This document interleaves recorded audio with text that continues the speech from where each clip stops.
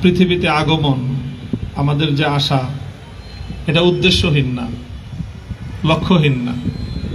আল্লাহ আমাদেরকে সৃষ্টি করে দুনিয়াতে পাঠিয়েছেন। এই দুনিয়াতে অনন্তকাল থাকার জন্য পাঠান নাই, খুব লিমিটেড একটা টাইম পিরিয়ড, সীমিত একটা সময়ের জন্য আল্লাহ আমাদেরকে দুনিয়াতে পাঠিয়েছেন। এবং কার জন্য কতটুকু সময় আল্লাহ বরাদ্দ রেখেছেন, এটা এক আল্লাহ ছাড়া আর কেউ জানে না। আমরা এখানে যারা উপস্থিত আছি, আমরা প্রায় সবাই আমাদের জীবনের একটা উল্লেখযোগ্য সময় আমরা অতীত করে এসেছি, পেছনে ফেলে এসেছি। সামনে আর কতটুকু সময় কার জীবনে অবশিষ্ট আছে তারও কোনো নিশ্চিতভাবে আমাদের জানা নেই। স্বাভাবিক যেই হিসাব দুনিয়ার মানুষের গড় আয়ু, স্বাভাবিক যে বেঁচে থাকার বয়স, সেই হিসাবেও আমরা এখানে অধিকাংশই প্রায় আমাদের জীবনের 2/3 অন্তত পেছনে ফেলে এসেছি, কেউ অর্ধেক পেছনে ফেলে এসেছি।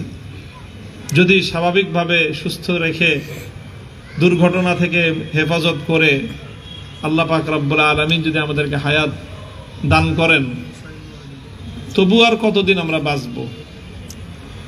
আমাদের জীবনটা খুব ছোট্ট, অল্প সময়ের জীবন। এই জীবনটাও লক্ষ্যহীন না। আমাদের জীবনে একটা লক্ষ্যকে অর্জন করার জন্য আল্লাহ পাক রব্বুল আলামিন দুনিয়াতে আমাদেরকে পাঠিয়েছেন। আমাদের জীবন দিয়ে যদি আমরা আমাদের সেই লক্ষ্যটাকে অর্জন করতে পারি, তাহলে আমার জীবনটা খুব দীর্ঘ হলো না একটু ছোট হলো সেটা ম্যাটার করবে না, সেটা নিয়ে কোনো ভাবতে হবে না, এবং সেটা কোনো গুরুত্বপূর্ণ প্রশ্নও হবে না। আমি যদি অল্প সময়েও বেঁচে থাকি আর যদি আমি আমার টার্গেট অর্জন করতে পারি, তাহলে আমি কামিয়াব। আর আমি যদি অনেক দীর্ঘ সময়ও বাঁচি আর যদি আমি লক্ষ্য অর্জন করতে না পারি, তাহলে আমি ব্যর্থ। প্রিয় দিনী ভাইরা, আমাদের জীবনের লক্ষ্যটা অর্জন করার জন্য আমাদের সবচেয়ে বেশি তৎপর থাকা উচিত। এমন না হয় যে আমরা দুনিয়াতে এসে আমাদের লক্ষ্য এবং উদ্দেশ্য ভুলে গিয়ে ডানে বামে অন্যদিকে আমরা আমাদের জীবনের অধিকাংশ সময় ব্যয় করে ফেললাম, কিন্তু লক্ষ্য এবং টার্গেটের কথা আমরা ভুলে গেলাম। এমন যেন না হয়। আল্লাহ আমাদের সকলকে হেফাজত করুন। আল্লাহ পাক রব্বুল আলামিন আমাদের প্রতিটি মানুষের মুক্তির জন্য, পরকালের সফলতার জন্য এবং দুনিয়াতেও শান্তির জন্য আল্লাহ তার মনোনীত জীবন ব্যবস্থা, মনোনীত ধর্ম, দিন ইসলাম আল্লাহ আমাদেরকে দান করেছেন। এই দিন ইসলামকে দুনিয়াতে প্রতিষ্ঠিত করার জন্যই আল্লাহ পাক রব্বুল আলামিন যুগে যুগে তার সকল নবী রাসূলদেরকে প্রেরণ করেছেন। সর্বপ্রথম যেই মানুষটিকে আল্লাহ পাক দুনিয়াতে পাঠালেন, শুধু দুনিয়াতে পাঠালেন না, যাকে সৃষ্টি করলেন, প্রথম যেই মানুষ আল্লাহর সৃষ্টি, তিনি হলেন আমাদের সকলের আদি পিতা আদম আলাইহিস সালাম।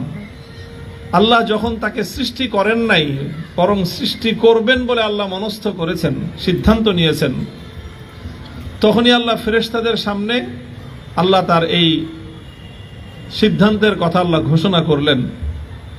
বললেন যে আমি একটা নতুন মাখলুক সৃষ্টি করব।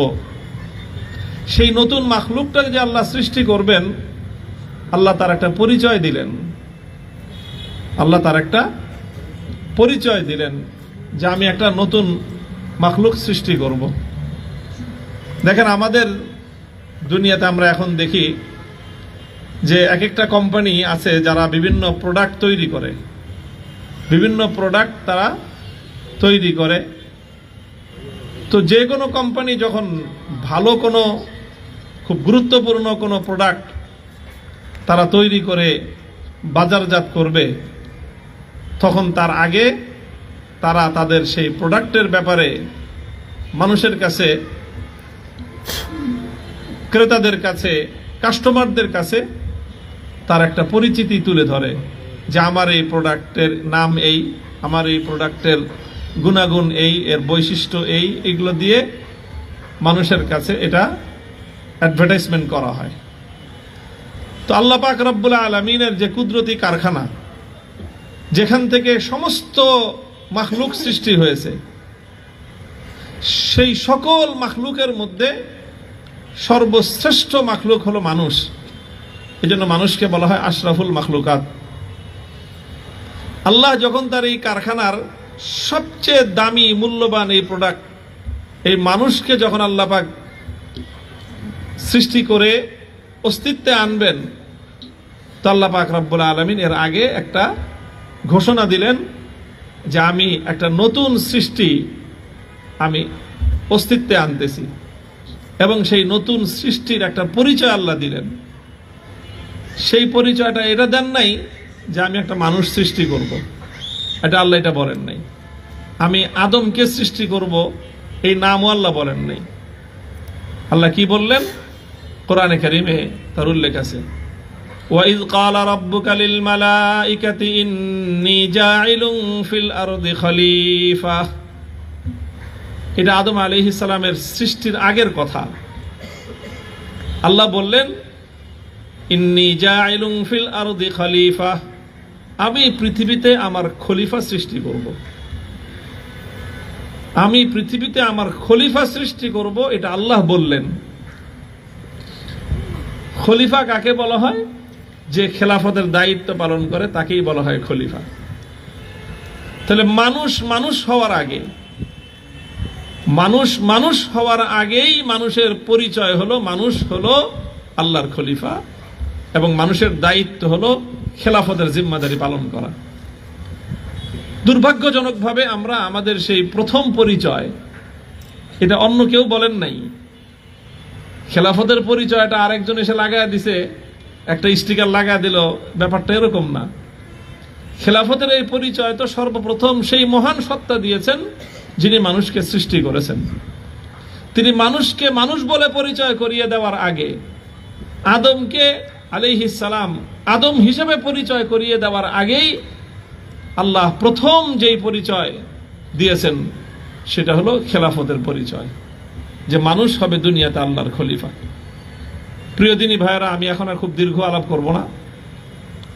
এই যে খেলাফতের সুমহান পরিচয়, যেটা স্বয়ং সৃষ্টিকর্তা আমাদেরকে দিলেন, আমাদের আদি পিতাকে দিলেন, আজ দুর্ভাগ্যজনকভাবে আমরা আমাদের রবের দেওয়া প্রথম পরিচয়টাই ভুলে গেলাম। বলেন, এর চেয়ে দুঃখজনক, এর চেয়ে পরিতাপের আর কি বিষয় থাকতে পারে? কোন পোলাপান, কোন ছেলে সন্তান কেউ যদি বাপের দেওয়া নাম ভুলে যায়, এই পৃথিবীতে ওর চেয়ে অযোগ্য ছেলে আর কেউ থাকতে পারে? বলেন তো। বাপের দেওয়া নামটা ভুলে গেছে, তাহলে এই ছেলে কত বড় অযোগ্য। তো বাপ তো সৃষ্টিকর্তা না, বাপ তো জন্মদাতা। সেই জন্মদাতা বাপের দেওয়া পরিচয় কেউ ভুলে গেলে সে যদি অযোগ্য হয়, তাহলে এবার বলেন আপনারা, যে সৃষ্টিকর্তা দেওয়া প্রথম পরিচয় যদি কোনো মাখলুক ভুলে যায়, তাহলে সে কত বড় যোগ্য। তো তার চেয়ে অপদার্থ কোনো মানুষ হতে পারে? আজকে আমরা এইরকম একটা বড় ধরনের গাফলতির মধ্যে ডুবে আছি। বাংলাদেশ খেলাফত মজলিস চায় দেশের মানুষকে সেই গাফলতের ঘুম থেকে জাগিয়ে তুলতে, এবং তাদের মধ্যে আবার সেই খেলাফতের চেতনা ছড়িয়ে দিতে। বলবেন, খেলাফতের চেতনাটা কি? খেলাফতের মূল চেতনাটা হলো এই, যে আল্লাহ পাক রব্বুল আলামিন এই দুনিয়াটাকে সৃষ্টি করেছেন।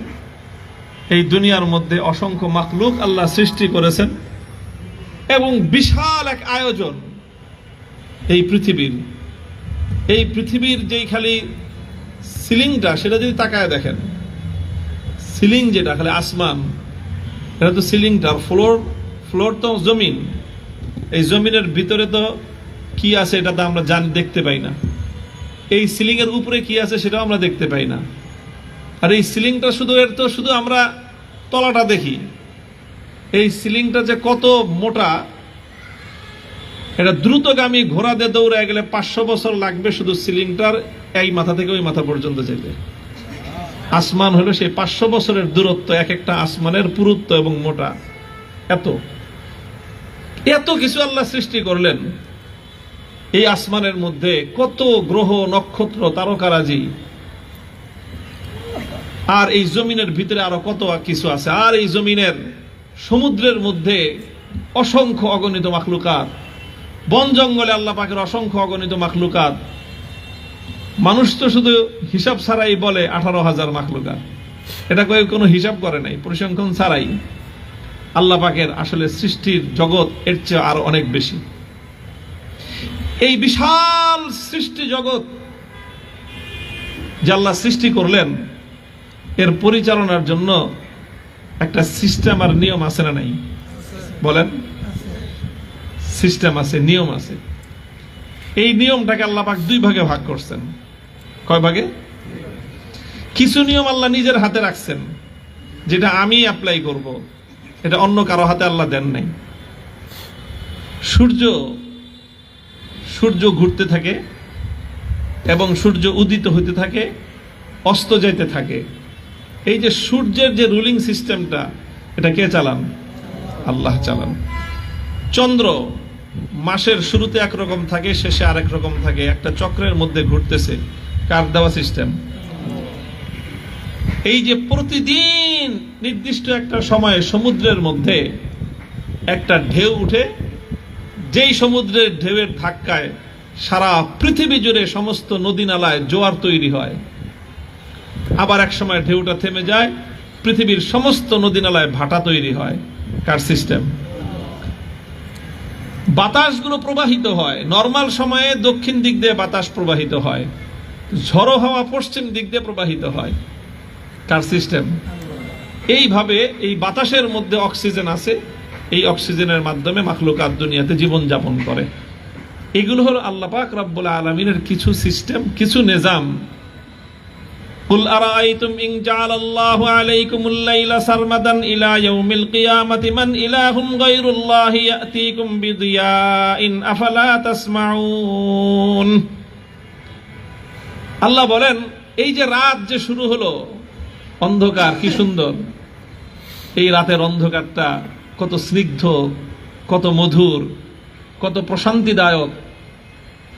দিনের বেলায় যদি আপনারা বলতাম 12টার সময় এনে বসে থাকেন, এই এখন যেভাবে বসে রয়েছেন আর আরামে বাতাস খেতেছেন, দিনের 12টার সময় সম্ভব ছিল এটা?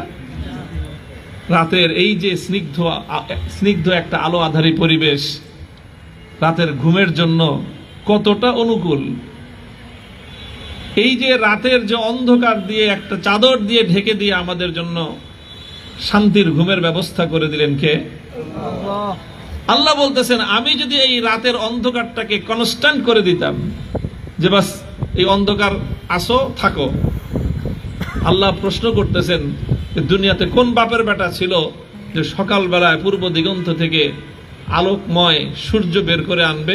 পৃথিবীতে এমন কারো ক্ষমতা ছিল? আবার সূর্যটাকে যদি আল্লাহ পাক ঠিক মধ্য আসমানে নিয়ে ওটাকে হ্যাং করে দিতেন, হ্যাং হয়ে যায় না মাঝে মাঝে? সূর্যটা যদি ঠিক মাঝখানে গিয়ে দুপুর 12টার সময় হ্যাং হয়ে যেত, আর যদি এটা ডুবে না, যায় না, সরে না, কি অবস্থা তখন? আল্লাহ বলতেছেন, কুল আরাআইতুম ইন জাআলাল্লাহু আলাইকুমুন নাহারা সারমাদান ইলা ইয়াউমিল কিয়ামাতি মান ইলাহুন গায়রুল্লাহি ইয়াতিকুম বিলাইলিন তাসকুনুনা ফীহ।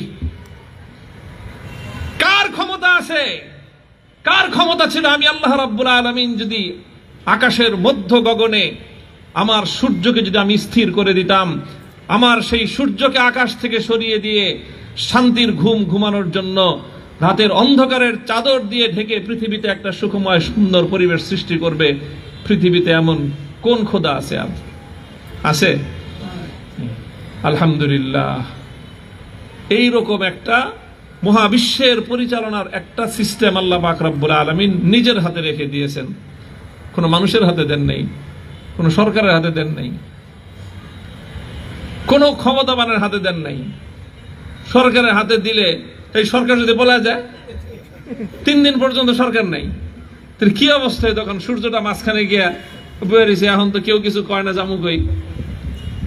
আল্লাহ পাক রব্বুল আলামিন এই সূর্য চন্দ্র, হ্যাঁ, এই যে নদী নালার জোয়ার ভাটা, এই বাতাস প্রবাহ, এই কোনো কিছুই আল্লাহ পাক রব্বুল আলামিন পৃথিবীর কোনো মানুষের কাছে ছাড়েন নাই, কোনো রাষ্ট্রের কাছেও ছাড়েন নাই, কোনো ক্ষমতা, কোনো সরকারের হাতেও আল্লাহ ছাড়েন নাই। এটা আল্লাহ পাক নিজের হাতে রেখে দিয়েছেন। তবে দুনিয়াতে মানুষের জীবনটা কিভাবে পরিচালিত হবে তার কিছু সিস্টেম আল্লাহ নীতিগুলো নির্ধারণ করে দিয়েছেন, আইনগুলো নির্ধারণ করে দিয়েছেন, সেটা প্রয়োগ করার দায়িত্ব আল্লাহ মানুষকে দিয়েছেন। এই জন্যই মানুষকে বলা হয় মানুষ হলো আল্লাহর খলিফা। খলিফা মানে হলো প্রতিনিধি। খলিফা মানে হলো প্রতিনিধি, যে যার পক্ষ থেকে আরেকজন দায়িত্ব পালন করে। বর্তমানে বাংলাদেশে কিন্তু প্রধানমন্ত্রী দেশে নাই, তো প্রধানমন্ত্রী দেশে নাই, রাষ্ট্র সরকার চলতেছে না। কিভাবে চলতেছে?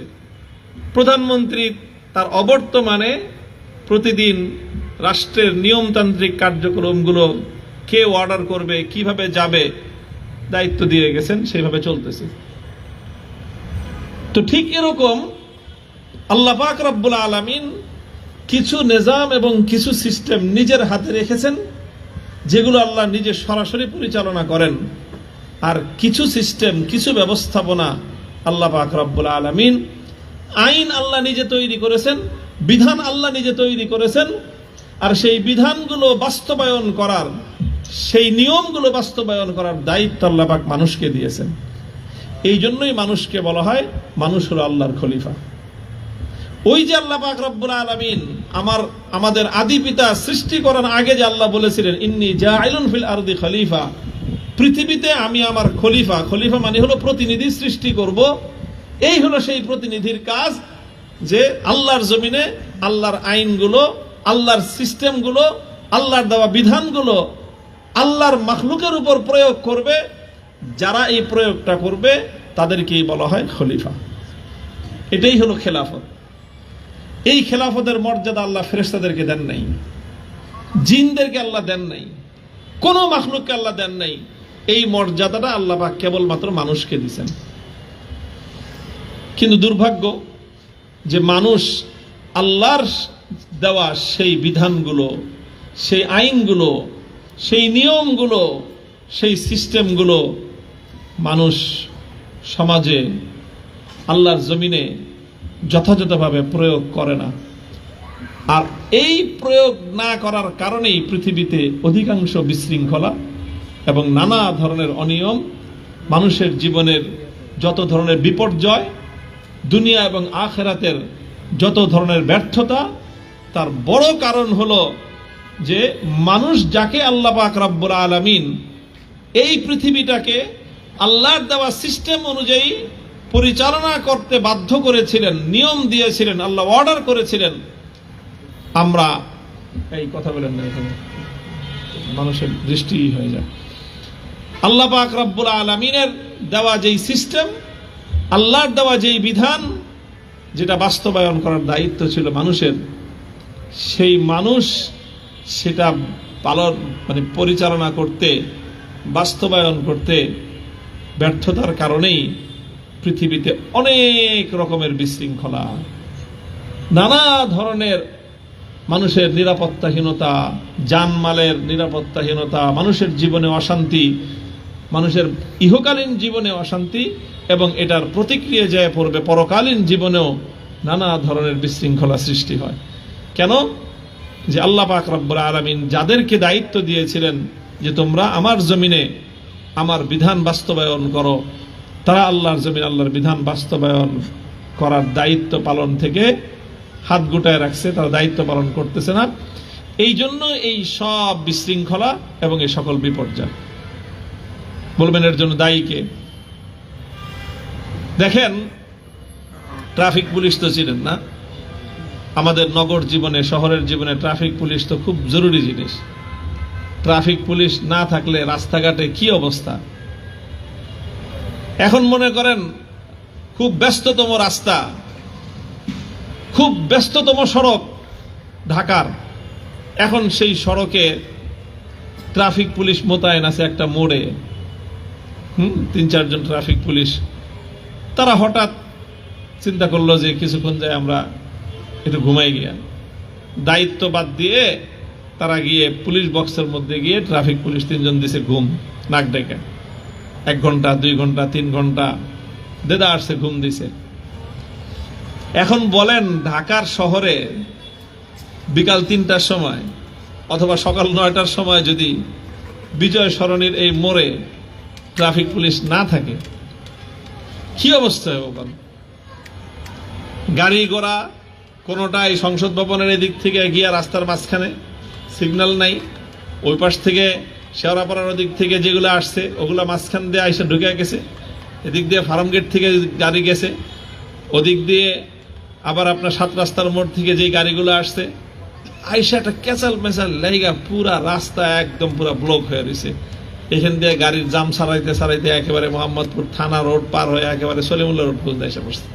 আর ওদিক দিয়ে গেছে সব গোটা শহর অচল হয়ে পড়ে রয়েছে। এরকম হবে না? হয়তো মাঝে মাঝে তো হয়।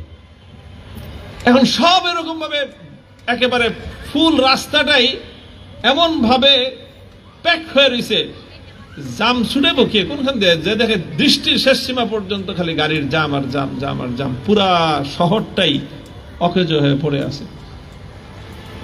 বলেন এই যে শহরটা অকেজো হয়ে পড়ে আছে, মানুষের মেজাজ খারাপ হয়ে গেছে, একজন এসে আরেকজনকে বকাঝকা করতেছে, ও আইসা করতেছে, এরপর মারামারি লাগছে, 2 জনে হাতাহাতি শুরু হয়েছে, ধাম ধুম পুরা একদম গাড়ির চোর ভাঙ্গা চোরা শুরু হয়ে গেছে, পুরা একটা কেওয়াজ লেগে গেছে।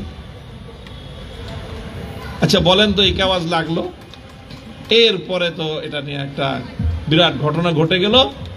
সরকারের পক্ষ থেকে, আইন শৃঙ্খলা উদ্বোধন কর্তৃপক্ষের পক্ষ থেকে তদন্ত শুরু হলো যে ঘটনাটা কি, এরকম একটা গন্ডগোল কেন হলো এখানে।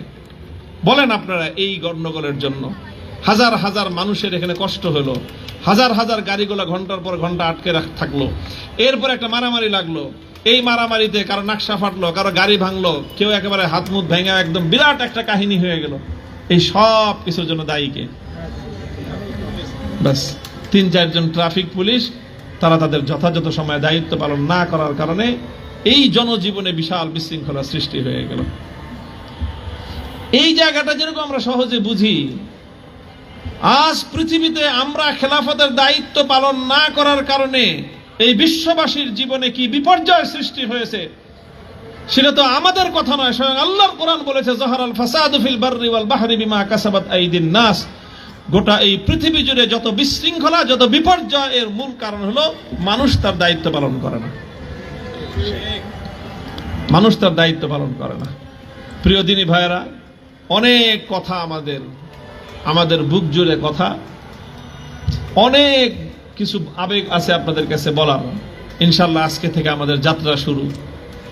আমরা সেই কথাগুলো বলবো। আমরা চাই আসুন আমরা সকলেই আমাদের যার যার জায়গা থেকে দায়িত্ব পালন করি। কোন দায়িত্ব? যেই দায়িত্ব আল্লাহ পাক রব্বুল আলামিন আমাদেরকে সৃষ্টি করার আগে আমাদের পরিচয় হিসেবে আল্লাহ পাক আমাদেরকে যেই পরিচয় ব্যক্ত করেছেন, যে দায়িত্ব দিয়েছেন, খেলাফতের দায়িত্ব, আমরা যদি সেই খেলাফতের দায়িত্ব পালন করার জন্য প্রস্তুত হই, প্রতিটি মানুষ তার ঘরের মধ্যে থেকে তার আপন অধিকার ফিরে পাবে। পৃথিবীতে শান্তির একটা বাতাস বয়ে যাবে, শান্তির ফল্গুধারা প্রবাহিত হবে। আল্লাহ রাসূল সাল্লাল্লাহু আলাইহি ওয়াসাল্লাম এক হাদিসের মধ্যে ইরশাদ করেছেন, লাহাদ্দুন ইউকামু ফি আরদিন খায়রুম মিন আইয়ুম তারু 40 সাবাহা। আল্লাহর জমিনে যদি মানুষ আল্লাহর বিধান বাস্তবায়ন করে, তাহলে একটা বিধান আল্লাহর বাস্তবায়ন করলে কোন জনবসতির উপর 40 দিন পর্যন্ত রহমতের বৃষ্টি বর্ষণ হলে সেই এলাকার মানুষ আল্লাহর যেই পরিমাণ রহমত পাবে, আল্লাহর একটা বিধান বাস্তবায়ন করলে তার চেয়ে বেশি রহমত পায়। আজকে দুনিয়াতে মানুষের জীবনে শান্তি নাই কেন? দেশের মানুষের জীবনে অশান্তি কেন? মানুষের জীবনে বিপর্যয় কেন? এত বিশৃঙ্খলা কেন? তার বড় কারণ হলো এই যে মানুষ নিজ হাতে আল্লাহর বিধানগুলো উৎখাত করে দিয়ে নিজেরা নানা রকমের ক্ষুধাদ্রোহী সেই ব্রিটিশদের মানুষের বানানো বিভিন্ন আইন বিধান দিয়ে সমাজ পরিচালনা করতেছে, রাষ্ট্র পরিচালনা করতেছে। এটা হলো বিশৃঙ্খলার অশান্তির অন্যতম মৌলিক কারণ। ইনশাআল্লাহ আমরা এই যে হাতে হাত রেখেছি, আমাদের লক্ষ্য এবং উদ্দেশ্য থাকবে একদিকে নিজেদের দুনিয়া এবং আখিরাতের জীবনে সফলতা অর্জন করা, আর এই সফলতার জন্য আমরা আমাদের খেলাফতের দায়িত্ব পালন করব ইনশাআল্লাহ। দায়িত্ব পালন করা ছাড়া কোনোদিন কোনো মানুষ পুরস্কার পেতে পারে না।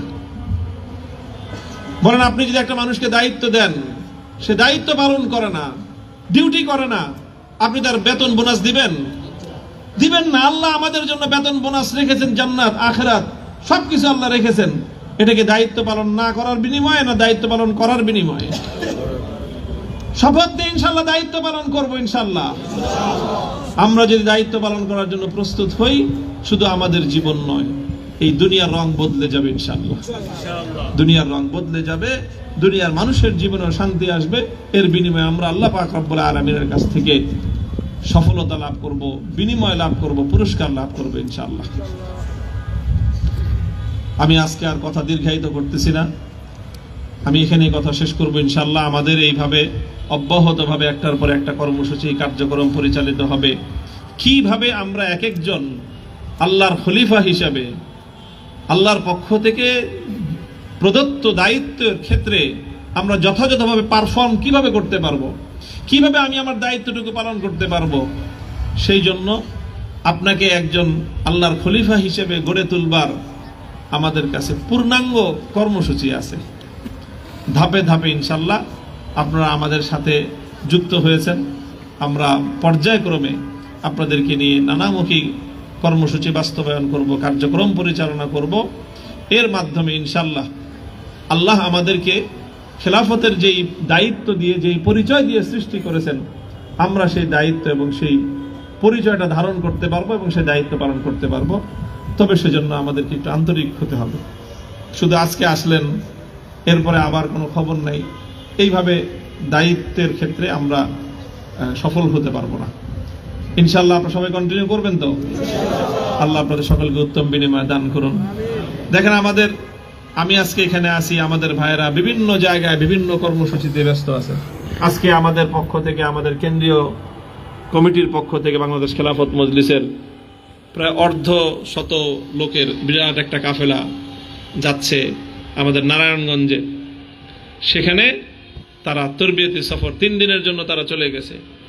তারা সেখানে গিয়ে অবস্থান করবে 3 দিন। তারা সেখানে খেলাফতের দায়িত্ব কেমনে পালন করতে হয় সেটা শিখবে, মানুষকে সেখানে দাওয়াত দিবে। কালকে ইনশাআল্লাহ আমরা সেই কাফেলায় যুক্ত হব। এইভাবে দেশব্যাপী নানা ধরনের কাজ চলতেছে।